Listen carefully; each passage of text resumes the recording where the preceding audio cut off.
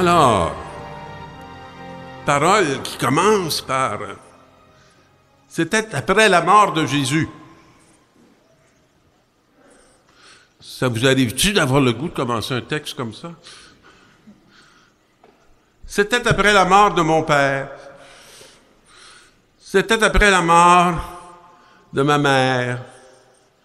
Hein? C'est une parole qui est solide, hein? Mais elle peut atteindre nos fragilités. Alors, le soir venu, en ce premier jour de la semaine, alors il nous situe, je dirais, lorsque la lumière tombe, là, et qu'elle est même tombée parce qu'on est le soir. Mais on est toujours le premier jour de la semaine, à un moment différent. Et qu'est-ce qui se passe? Bien, les portes du lieu où ils se trouvaient, les disciples étaient verrouillées par crainte des Juifs. Oh, ça a passé dans Montréal, mes amis, cette réalité-là. Moi, quand j'étais jeune, toutes les églises étaient ouvertes, puis ils sont toutes barrées. On a peur. On est craintif. Alors, Jésus, qu'est-ce qu'il fait? Bien, il se tient là. Vous décidez, vous autres, à vous dire ceci. Quand il y a du monde qui ont peur, on va se tenir là. On va se tenir là. Puis leur peur, non. On les épousera pas. Alors là, Jésus, il se tient là, puis il leur dit, « La paix soit avec vous. » Intéressant, hein? « La paix soit avec vous. » Puis après avoir invité les disciples peureux à la peur, enfermés même, alors il leur montra ses mains et son côté. Et les disciples furent remplis de joie en voyant le Seigneur. Là, on est dans la joie de Pâques, hein? Mais comment il s'est fait reconnaître, Jésus?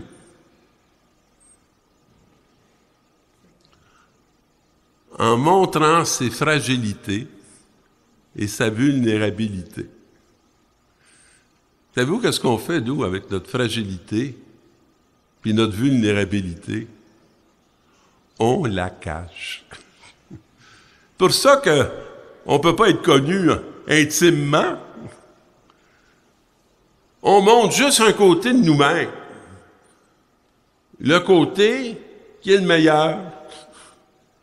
Puis on n'a pas besoin de personne.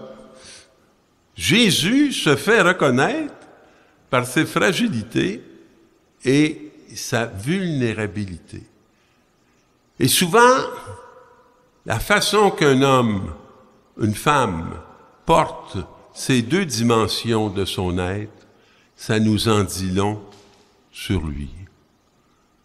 Mon ami Conrad, il est à nu dans la réalité présente, avec cette fragilité où on ne sait même plus combien de temps qu'il va être au milieu de nous.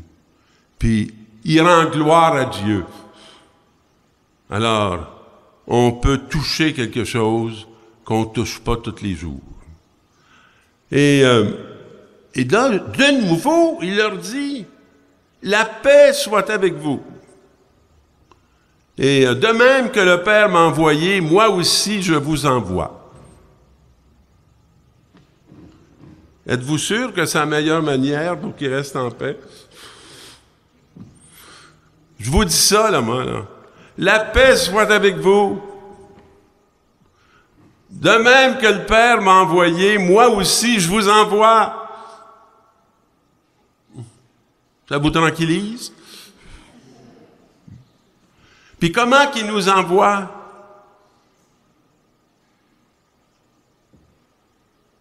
Fragile et vulnérable. Nous autres, on pense qu'il faut qu'on soit fort. Hein? Non. Il faut qu'on soit fragile et vulnérable. Et confiant. Et paisible. Parce que c'est comme ça qu'il nous envoie.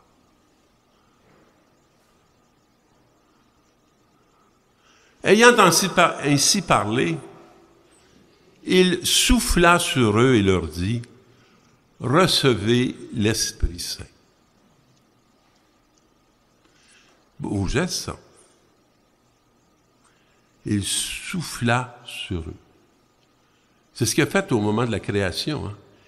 Il leur a insufflé un haleine de vie.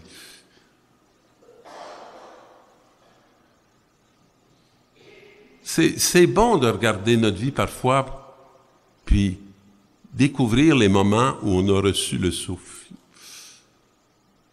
Le souffle de Dieu. Un moment incroyable où on reçoit le souffle de Dieu,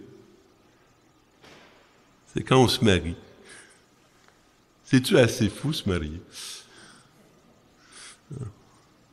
Ça peut te couper le souffle, ça, là, c'est pas possible. Et tout à coup, tu reçois un souffle nouveau. Tu te risques à devenir époux, épouse. C'est tout un souffle. Quand on est ordonné prêtre, c'est un moment extraordinaire pour recevoir le souffle. Hein? Moi, je me souviens que j'avais dit au bon Dieu la journée de mon ordination, « T'es pas sérieux, là, tu m'envoies porter ta parole. Tu seul! »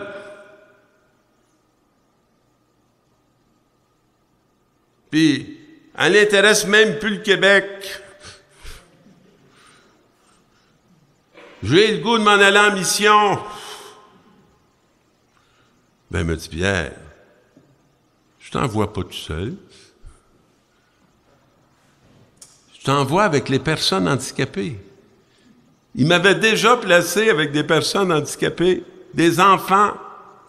Si vous saviez tout le ministère que j'ai fait avec mes enfants.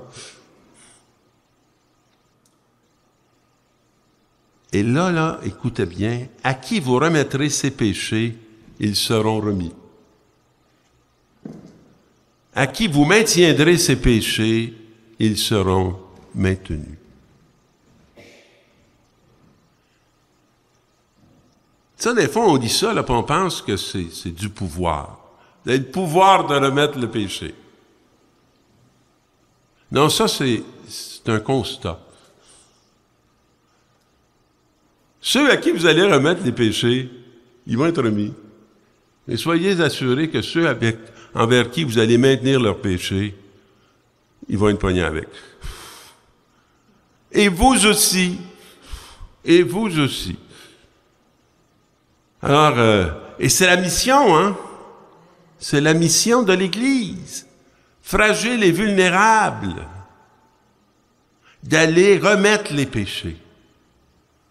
Mais pour faire ça, là, ça demande du souffle. Puis le souffle qu'on reçoit quand on apprend à aimer. Je dis ça souvent, moi, ou je disais ça souvent parce que j'en prépare moi, là, des couples au mariage, mais je leur disais, savez-vous pourquoi Dieu vous appelle à vous marier? Ils disaient, parce qu'on s'aime. Non, pour que vous deveniez capable d'aimer. Ça s'apprend quelque part. Il faut faire l'exercice. Or, l'un des 12, Thomas, appelé Didyme, n'était pas avec eux quand Jésus était venu. Bon. Il a lâché vite la pratique. Hein?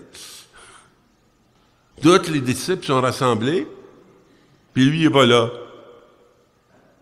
Alors, les autres disciples lui disaient, « Nous avons vu le Seigneur, mais il leur déclara, « Si je ne vois pas ses mains, la marque des clous, si je ne mets pas mon doigt dans la marque des clous, si je ne mets pas ma main dans son côté, non, je ne croirai pas. »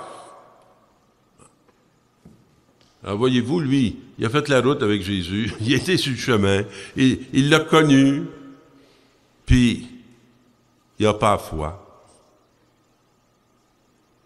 Parce que il veut des preuves, puis il veut expérimenter. Alors, la semaine d'après, il se passe la même chose. Jésus retourne à la même place. Ils sont tous encore là, tous en peur, avec toutes les portes fermées, et malgré nos grosses fermetures, il se tient au milieu de nous. Il n'y a même pas besoin de notre foi pour être là. Il nous aime assez pour venir.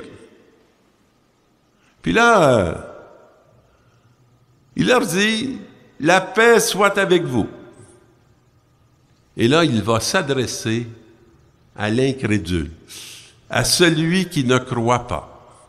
Vous savez, dans notre monde, nous autres, on pense que ce qui est naturel, c'est de ne pas croire. Allez faire un tour en Terre Sainte. C'est incroyable. Tu as l'air assez fou quand tu ne crois pas, parce que c'est tous des croyants. Il y en a qui sont musulmans, il y en a qui sont juifs, il y en a qui sont chrétiens. Hein? C'est un monde. Hein? Alors, c'est pas vrai. Oh, ce qu'il y a de naturel, c'est de ne pas croire. En vérité, ce qu'il y a de naturel, c'est de croire. Mais ça, je vous dirai pas ça d'un homilie. Alors, et là, il l'invite à mettre son doigt dans ses trous. Puis, avance ta main et mets-la dans mon côté, et cesse d'être incrédule, c'est croyant, c'est bien moi, et je suis vivant. Il est entré dans le doute,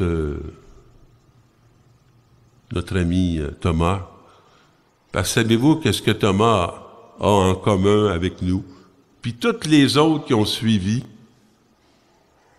c'est que nous n'avons pas expérimenté la présence de Jésus. Puis Thomas, il n'a pas été capable de croire en accueillant le témoignage de ses amis. Nous avons vu le Seigneur. Puis nous sommes de la descendance des croyants qui croient parce qu'on a reçu le témoignage.